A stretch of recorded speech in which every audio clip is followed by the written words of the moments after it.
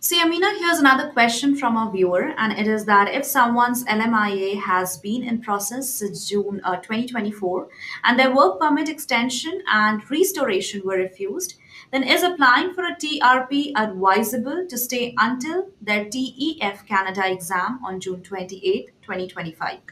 My understanding is that you are currently out of status in the country because your work permit extension was refused in November. Your restoration status application was also refused. So my understanding is that you are currently out of status in Canada, which is why you are applying for the TRP.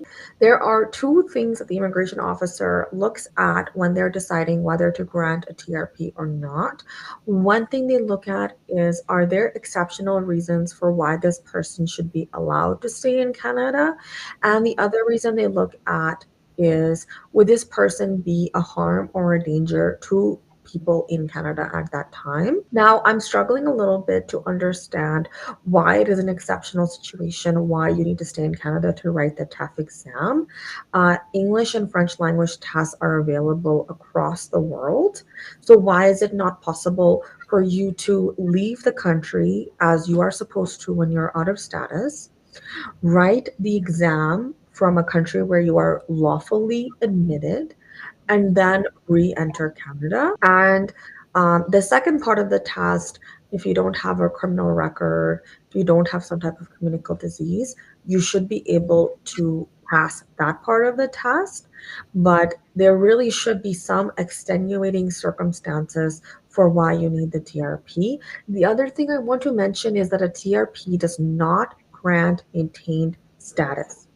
So if you are out of status and you apply for a TRP, it doesn't bring you back in status.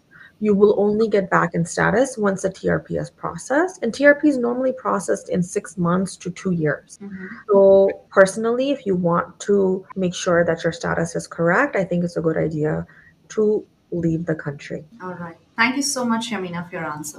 You know why I'm vacationing in Dubai right now? Because I stopped drowning in RFEs, intake calls, and late night filings. I used to hire freelancers who barely knew what a G28 was. Total chaos. Then I found IMI support, virtual immigration paralegals trained in real case prep, docket-wise, and USCIS workflows. Now my calendar's clean, my clients are happy, and my firm runs while I relax. You can hustle or you can outsource smart. I chose freedom. I chose